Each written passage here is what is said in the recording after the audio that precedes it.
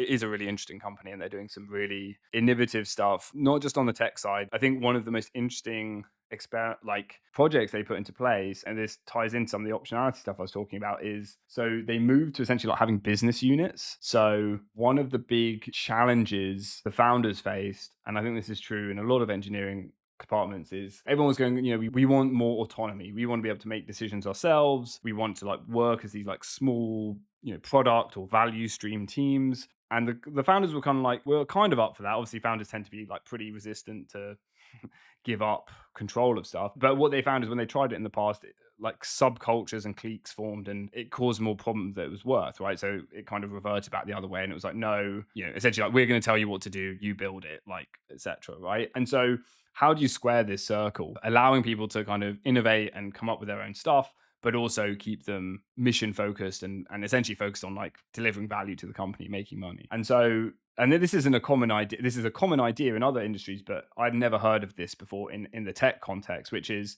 having business units. So essentially each of those teams had that access to their own P&L, their own profit and loss. And if their product that they were working on did well, like they would get a cut of that P&L, right? So suddenly it's like, hey, it's up to you now. Like you can run this how you want, but we know you're going to be incentivized to run it. So the engineers had profit sharing for their own product. Essentially, exactly. The engineers, cross-functional team, engineers, designers, product managers ish. There was no real explicit product managers, but some people were more in that role than others. Steve, I actually suggested this idea when we talked with Tanya, right?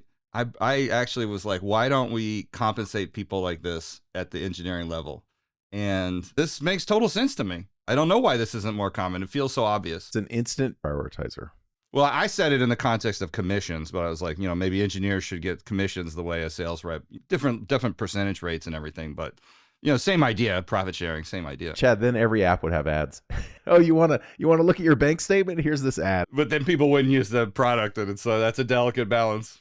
But this is exactly this. You've highlighted it beautifully, and I think it comes back. This is what really triggered a lot of my thinking around the optionality stuff. Because for the first time, the story I tell around this is I had an engineer who I was like managing, right, and he was always like, "So when are we hiring?" So just to give a bit of flavor, kind of profile in terms of engineers, all very young folks at Intropic, hired directly out of uni. Like they're just trying to get them basically like really bright and young, and just like let them develop there, right?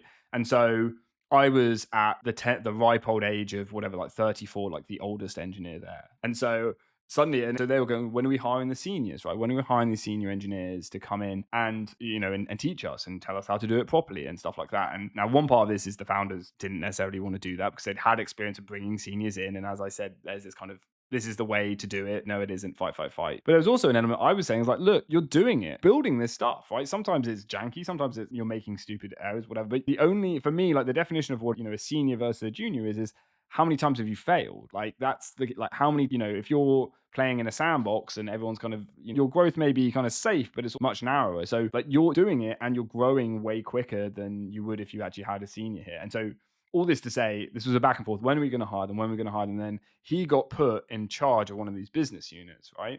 So suddenly he's going to have a share of that P&L. And I had a conversation with him shortly after. And I said, so now that this is going to essentially come out of your pocketbook, are you going to be hiring those senior engineers to come in and teach you? Or do you back yourself to do it? And he was like, I finally get what you were saying, right? Like, of course, he backed himself. He's like, sure, it's not perfect, but I'd rather essentially do it myself, figure it out, and reap more of the rewards and bring someone in who's to like teach me when actually I'm kind of already doing it. And so I think this model, and so it goes back to that optionality piece though, which is really forces us as engineers think essentially economically. And this is the key thing. So I go on about optionality because as you said, sometimes it's like, well, is now the time to pay down that tech debt? Is now the time to, go and tidy up those old feature flags? Or is now the time to like ship this feature?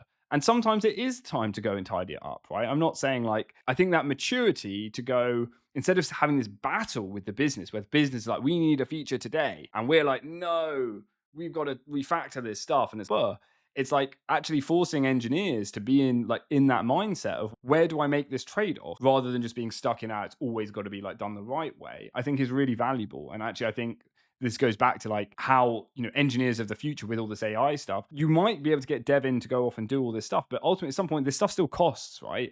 Those agents are still going to cost money. You still are going to have to make a trade-off. Like, do I run 10 agents up to this point? I want them to then scale back or then try a different approach. Like, you're going to have, like, someone is still pressing the button. Someone is still setting this in motion, right? That's kind of that creativity point. Even if it's agents upon agents upon agents, someone at some point is making a judgment call to go, I'm going to press this button and set it off. And I'm going to point it in this direction rather than that direction. There is still going to be somewhere a human making these economic trade-offs about what to build or what not to build or how to maintain it or how not to maintain. I think that's what we've always done as engineers. Now it's just going to, like, the abstraction is going to be so high that it's going to really force us to confront the fact that it's actually a lot of what we do is like an economic trade-off. And that's what we're always doing.